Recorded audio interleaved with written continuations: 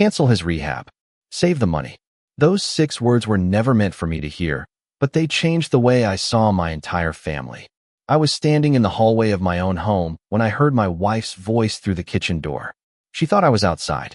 She thought I was busy with my morning routine. She thought I would never know what she was really thinking. But I heard every word. My name is Richard Walker, and I am 72 years old. For most of my life, I believed that being a good husband and father meant doing whatever was necessary to protect the people I loved. I never counted the hours I worked. I never kept track of the sacrifices I made. When my family needed something, I tried to be the person they could depend on. That was simply how I was raised. You take care of your family because they are your family. You do not keep a record of what you give. You just give. After nearly 45 years of marriage, I thought I understood my wife, Linda. We had been through everything together. We celebrated good moments, survived difficult ones, and built a life that I was proud of. We were not a perfect couple, but I believed we had something strong, something built on trust. That was why hearing those words from her hurt in a way I never expected. The conversation was not about a luxury or an unnecessary expense. It was about our son, Michael. After a difficult period in his life, he had entered a rehabilitation program to help him rebuild his future. The program was expensive, and I had been helping cover the costs. I never considered it a burden. He was my son. I wanted to see him get better. I wanted him to have another chance. But that morning, I heard Linda say something that made me question everything. "We cannot keep spending like this," she said. "Cancel his rehab. Save the money. We need to think about ourselves now." I stood there silently, unable to move. It was not just the suggestion that shocked me. It was the way she said it. Like Michael was a problem to remove. Like the years I spent supporting my family were just numbers on a page. Like my feelings did not matter. I wanted to walk into that kitchen and ask her what she meant. I wanted to remind her of everything we had been through together. But something stopped me. Maybe it was the realization that I was finally hearing something I had ignored for years.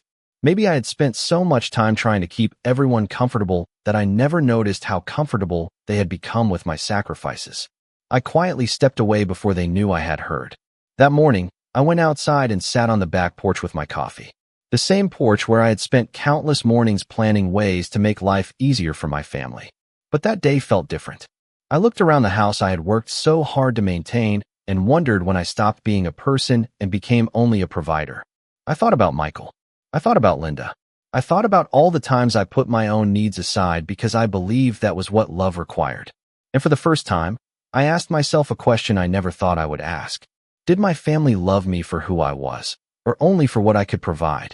I did not have an answer yet, but I knew one thing. I was not going to react with anger. I was not going to create a scene. I was going to listen, observe, and understand. Because sometimes the most painful truths are the ones we discover quietly. And sometimes the biggest changes in life begin with a single sentence someone never expected you to hear. After that morning, I found myself looking at familiar things in a completely different way. The house had not changed. The furniture was still in the same place. The photographs on the walls still showed years of family memories. But something inside me had shifted. It was not because of the money. It was because of the realization that I might have been carrying responsibilities that others no longer appreciated. For decades, I believed my role was simple. I was a husband, a father, and someone who provided stability. I never wanted praise for that. I never expected anyone to celebrate every sacrifice I made. But I did believe that the people closest to me understood. That morning made me question whether they truly did. I spent the rest of the day thinking about my past with Linda and Michael. I remembered the years when Michael was young. I remembered driving him to school, attending his events, and working extra hours so he would have opportunities one never had. I remembered the pride I felt when he graduated and started building his own life. Like every parent, I wanted my child to succeed. When Michael struggled later in life, I never saw him as a disappointment. I saw him as my son who needed support.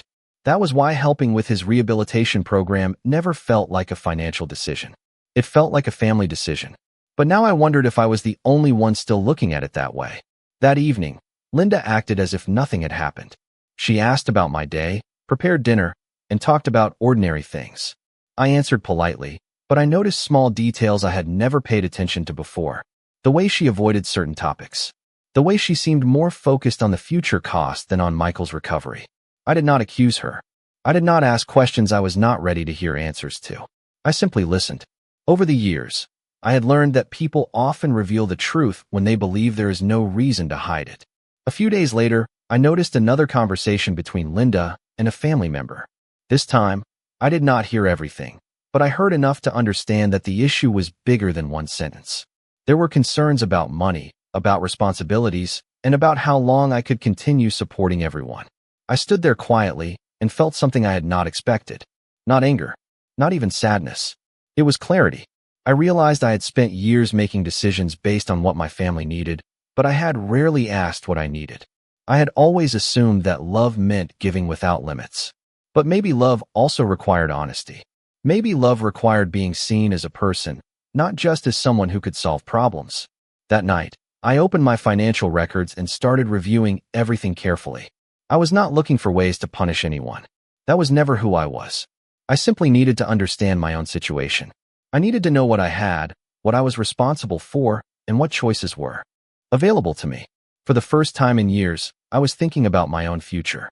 It felt strange, almost uncomfortable. I had spent so much time planning for everyone else that planning for myself felt selfish. But deep down, I knew it was not selfish. It was necessary. The next morning, I looked at myself in the mirror and realized something important. I was still the same man who loved his family. I was still the same father who wanted Michael to succeed. I was still the same husband who cared about Linda. But I was also Richard Walker, a man who had spent 72 years building a life, and a man who deserved to have a voice in his own story. I did not know what I would do next. I did not know how things would change. But I knew I could no longer ignore what I had heard. Because once you discover that people see you differently than you thought, you have a choice. You can continue pretending everything is fine, or you can finally start seeing the truth for yourself. The days that followed were some of the most unusual days I had experienced in my marriage. Nothing dramatic happened on the outside. Linda and I still shared meals, still exchanged polite conversations, and still followed the same daily routine we had built over many years. But inside, something had changed. I was no longer moving through life without paying attention. I was listening. I was observing. And I was finally asking questions I had avoided for too long. I started thinking about how our relationship had changed over time. Linda and I had once been partners in everything. When we were younger, we faced challenges together. We bought our first home, raised Michael, and worked hard to create a stable life. There were years when we did not have much, but we always believed we had each other. That belief was what carried us through difficult seasons. But somewhere along the way, our roles had changed. I became the person everyone depended on. I became the one who solved problems, paid bills, and stepped in whenever something went wrong. At first, I was proud of that. Being needed made me feel valuable. But I was beginning to wonder if I had allowed myself to become invisible. One afternoon, I received a message from Michael asking if we could talk. My first reaction was hope. I wanted to believe that maybe he wanted to discuss his future, his recovery, or how he was feeling. I wanted to believe that my son still saw me as his father, not just someone helping with expenses. When we met at a small coffee shop near his neighborhood, I noticed that Michael seemed uncomfortable. He looked like he had something difficult to say. "Dad," he began, "I know things have been stressful lately." I nodded and waited. He talked about his situation, about how expensive everything had become, and about how uncertain he felt. I listened because that was what I had always done. But then he said something that stayed with me. Maybe we need to look at other options. It was not the words themselves that hurt. It was the feeling behind them.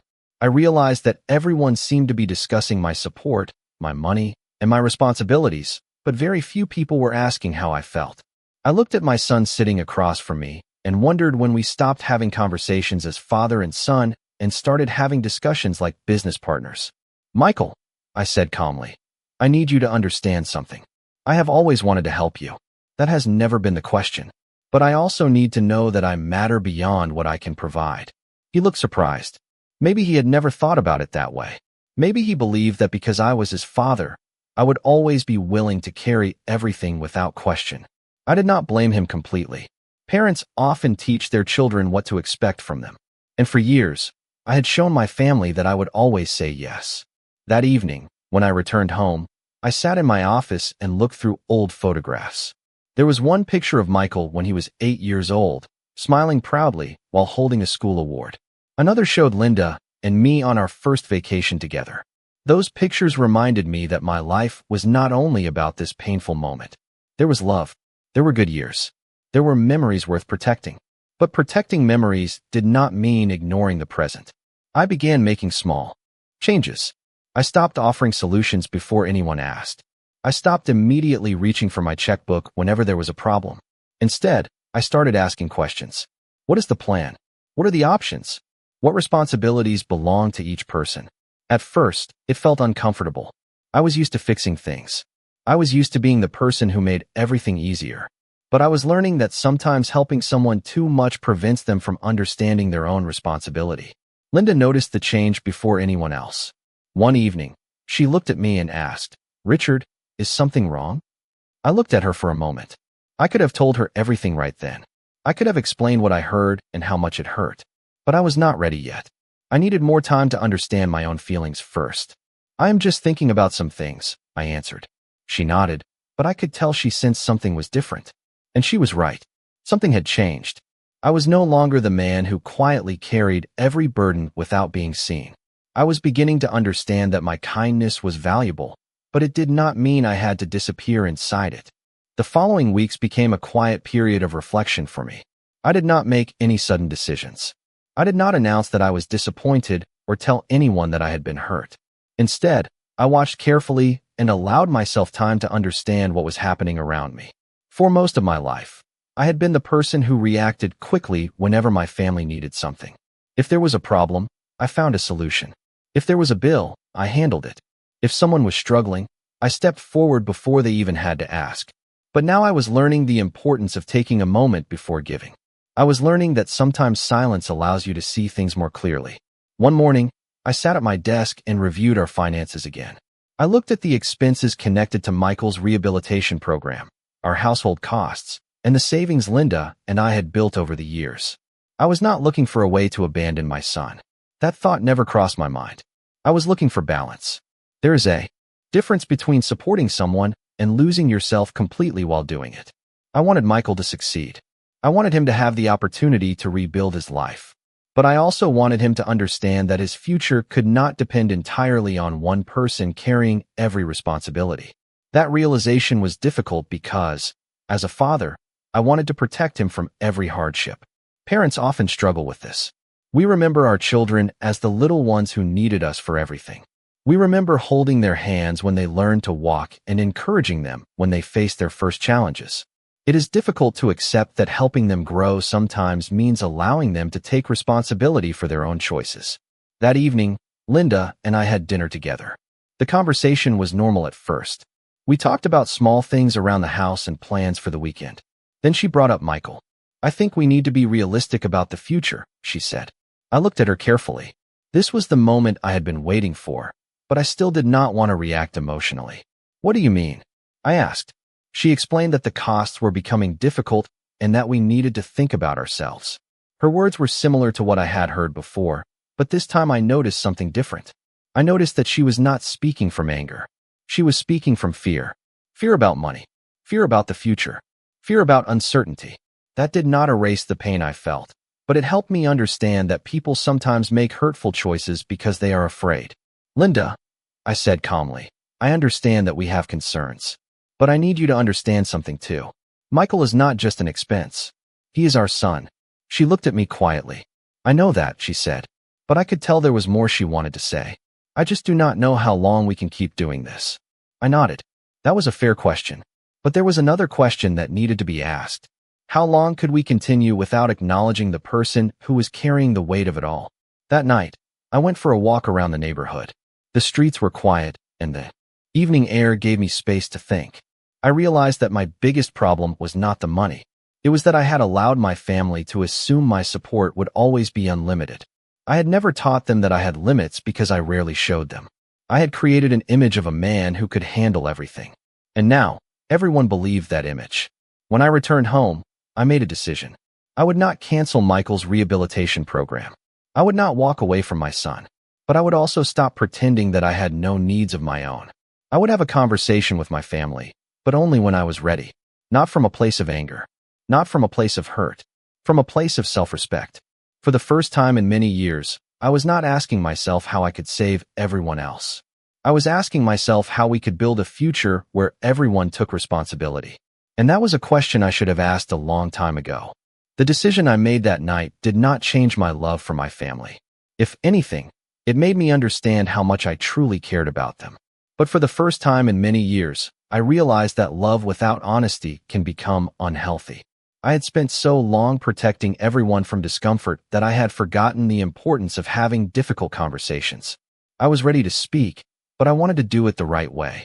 I did not want anger to control my words. I did not want my family to remember a heated argument. I wanted them to remember a moment when we finally faced the truth. A few days later, I asked Linda and Michael to sit down with me. I chose a quiet evening when everyone could focus. I did not begin by accusing anyone. I did not mention the conversation I overheard immediately. Instead, I started with something simple. I want to talk about our family and where we go from here. They both looked at me carefully. I think they could sense that this was different from our usual conversations. For most of my life, I have tried to be the person everyone could count on, I said. I was proud to do that. I still am. But lately, I have started feeling like people see what I provide more than they see me. The room became quiet. Linda looked down for a moment. Michael seemed unsure what to say. I continued. I need you both to understand that helping you has always come from love. I never regretted supporting this family. But I also need to feel respected. I need to know that my feelings matter too. Michael looked at me and took a deep breath. Dad, I never wanted you to feel that way. I believed him. I knew my son was not trying to hurt me. But sometimes people can cause pain because they do not realize the impact of their actions. I know you did not intend to hurt me, I said, but sometimes intentions are not enough. We have to pay attention to how our choices affect the people around us. Linda remained quiet for a long time. Then she finally spoke. Richard, I think I understand what you are saying. Her voice was softer than usual. I have been so focused on the financial side of things that I did not think about how it sounded. That was the first time I felt like she was truly listening. Not defending herself. Not explaining. Just listening. I then told them about the conversation I had overheard. I explained that I was not angry because they were worried about money. I understood that concerns about the future were real. What hurt me was feeling like the solution was to remove my support without considering what it meant emotionally. Michael looked surprised. Dad, I did not know you heard that. I nodded. I know. That is why I stayed quiet. I wanted to understand before I reacted. I think that was the moment they realized something important. I had not been silent because I had nothing to say. I had been silent because I was trying to handle the situation with care. The conversation lasted for a long time. There were difficult moments, but there were also honest ones. Michael admitted that he had become too comfortable assuming I would always help. Linda admitted that she had allowed fear to influence the way she looked at the situation. Neither of them had all the answers, but for the first time, we were actually talking.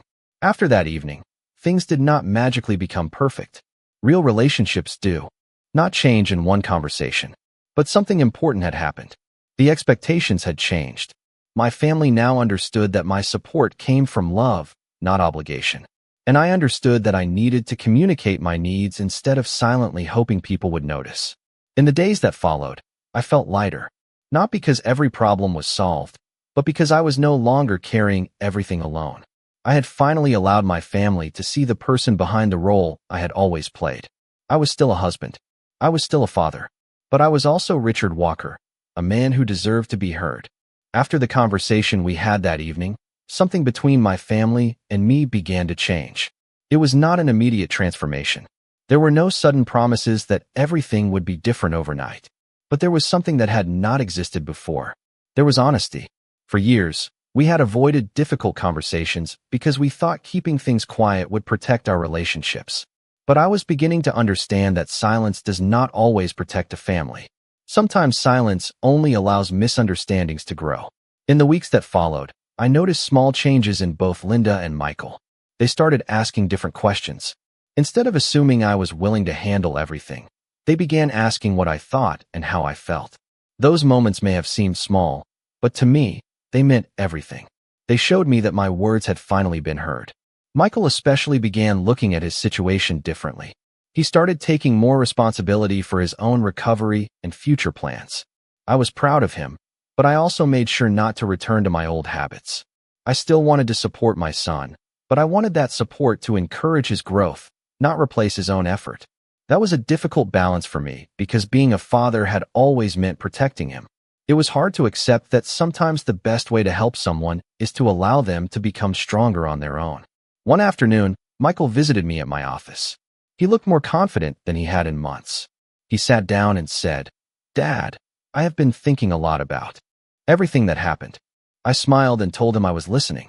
"I think I forgot how much you had done for me," he said.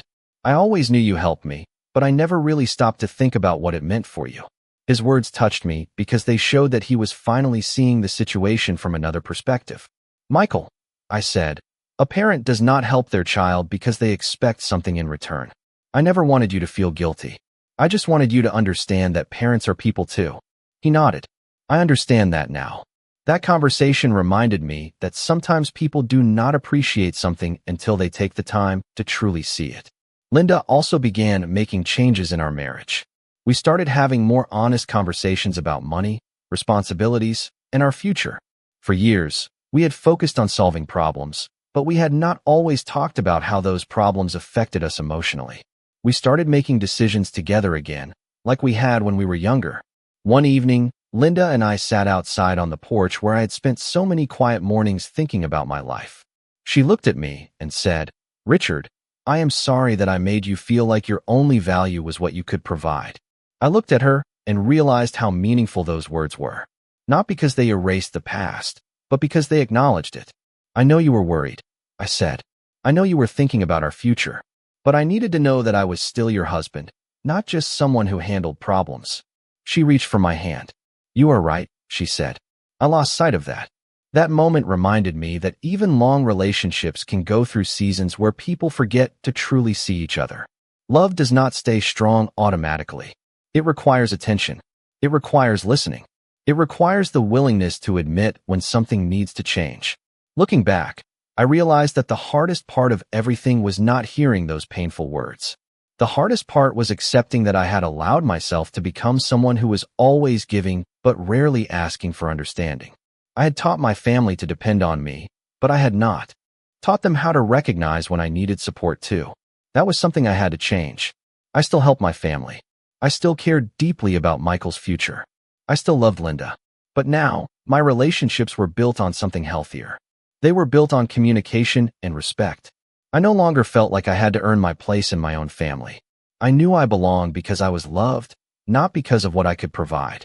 And that realization gave me a peace I had not felt in a very long time. As time passed, I began to notice that the biggest change was not only happening around me. It was happening inside me. For years, I had measured my worth by how useful I was to the people I loved. If I could solve a problem, provide support, or make someone's life easier, I felt like I was doing my job as a husband and father. But I was learning that being valuable and being useful were not the same thing. A person should not have to constantly prove their importance through what they give. They should be appreciated simply because they are there. That was a lesson I wish I had learned much earlier in life. Michael continued working toward his goals, and I watched him become more independent. There were still challenges, but the difference was that he was facing them himself. He no longer looked at me as the person who would automatically solve every difficult situation. Instead, he started seeing me as someone who supported him while he built his own future. That change meant more to me than any amount of money I could have given him. One weekend, Michael invited Linda and me to have dinner with him. It was a simple evening, but I noticed something different about him.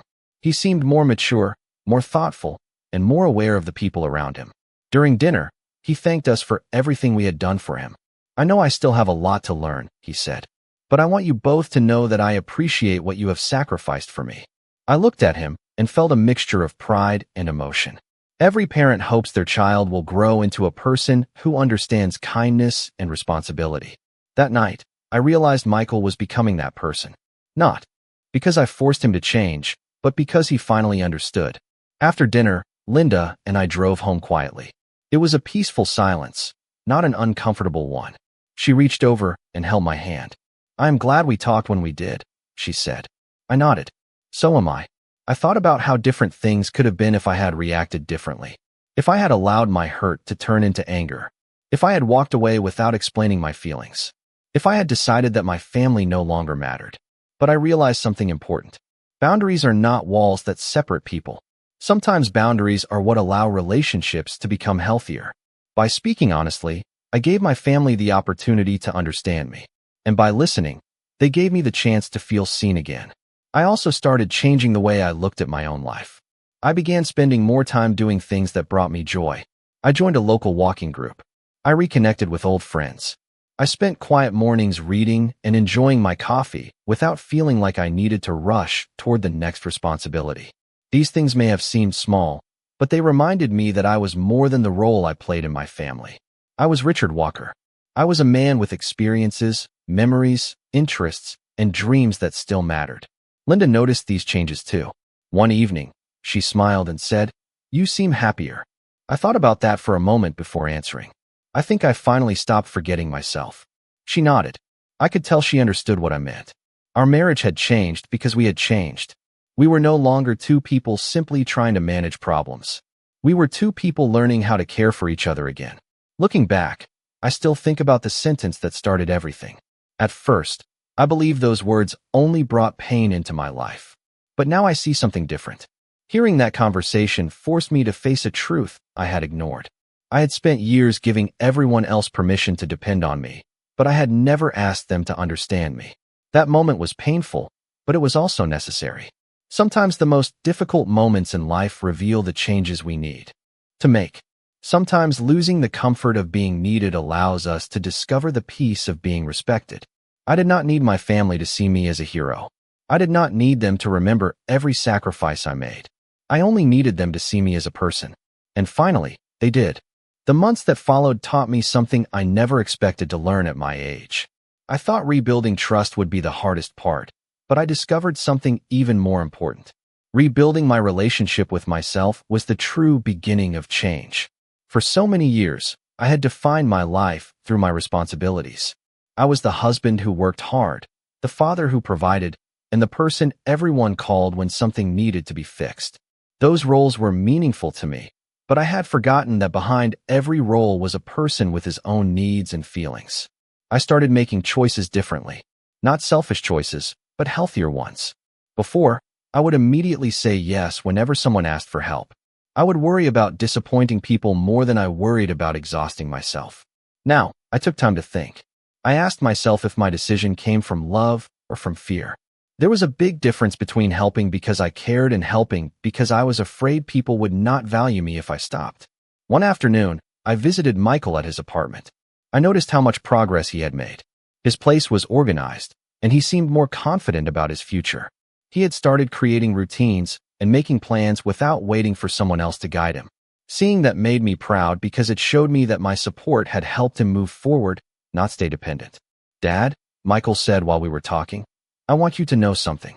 I used to think your help was just something that was always there. I never thought about the person behind it." I listened quietly. "I know now that I was looking at what you gave me instead of appreciating who you were." Those words meant more than he probably realized. I did not need a perfect apology. I did not need him to spend years feeling guilty. I only needed him to understand. And finally, he did. When I returned home, I found Linda sitting outside on the porch. The same porch where I had spent so many hours thinking about my life and the future of my family. She smiled and asked me about my visit with Michael.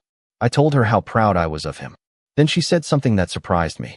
"You know, Richard, I think this whole experience changed all of us." I looked at her and nodded. She was right. Difficult moments have a way of revealing things we usually avoid. They show us where we have been hurt, but they also show us where we can grow. Linda and I began finding our way back to the partnership we once had. We started talking more openly about our plans, our worries, and our dreams. We stopped assuming that the other person automatically understood. We learned to ask. We learned to listen. We learned that even after many years together, there are still things we can discover about each other. One evening, while we were looking through old family photographs, Linda held up a picture from the early years of our marriage. We were younger, standing outside our first home, smiling like we had everything we needed. "We have been through a lot," she said. I smiled. "We have." But as I looked at that picture, I realized something. The strongest relationships are not the ones that never face problems.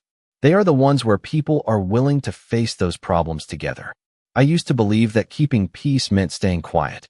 Now I understood that real peace comes from honesty and respect.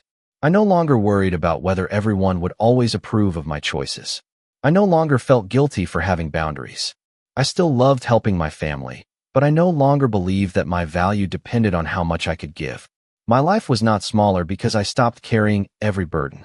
In fact, it became fuller. I had more time to enjoy simple moments. I had more energy for the people I loved. And most importantly, I finally understood that being needed is not the same as being loved. Love is not measured by how much someone can take from you. Love is shown when people see you, respect you, and care about you even when you have nothing to offer except yourself. Looking back at everything that happened, I realized that the hardest moments in life are not always meant to break us. Sometimes they are meant to wake us up. For many years, I believed that being a good husband and father meant putting everyone else first. I believed that if the people I loved were happy, then I had done my job. I never imagined that one day I would have to ask myself whether I was still being seen, heard, and appreciated.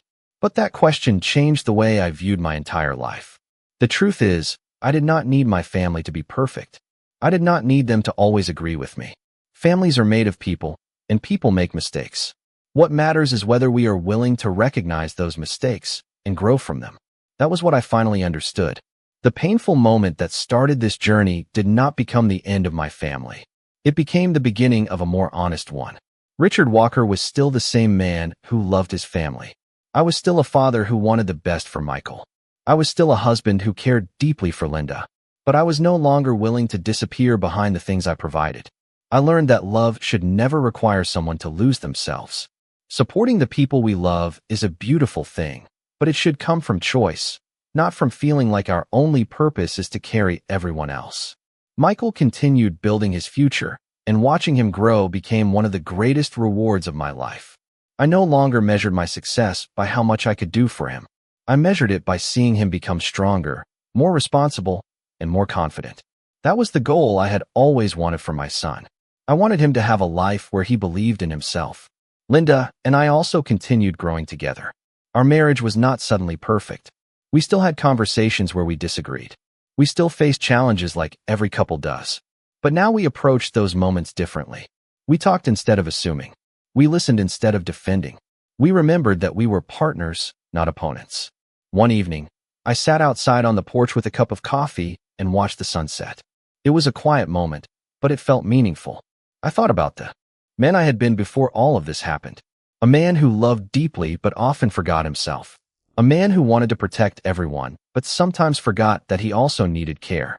I felt grateful because I had learned something important. It is never too late to have honest conversations. It is never too late to rebuild relationships. And it is never too late to remember your own worth. I no longer look back at that difficult day with only sadness. I look back and see it as the moment when I finally started listening to myself. Sometimes the words that hurt us the most reveal the truths we have been avoiding. Sometimes the moments that make us question everything lead us towards something better. My family learned that I was more than what I could provide.